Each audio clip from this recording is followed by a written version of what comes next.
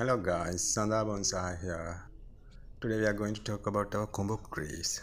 I got some kombu trees. Most of the kombu trees I grow in water. It's very fond of water, so it's much better growing in the water.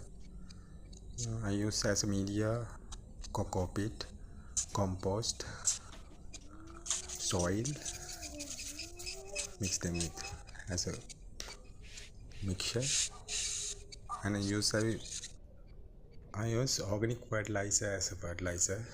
It's much better when I'm using other fertilizer. It may harm some leaves at times, so I'm using organic type fertilizer.